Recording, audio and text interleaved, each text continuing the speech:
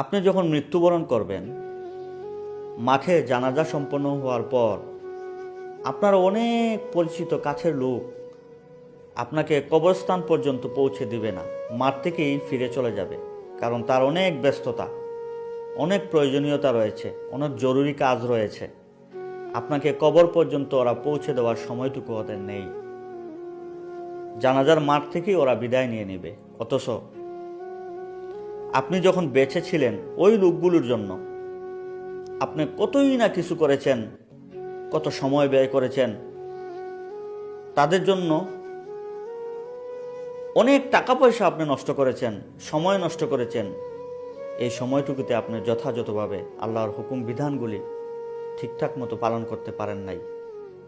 কিন্তু শেষ মুহূর্তে আপনাকে কবরস্থান পর্যন্ত পৌঁছে দেওয়ার সময়টুকু তাদের নেই। এজন্য ভাই আমার,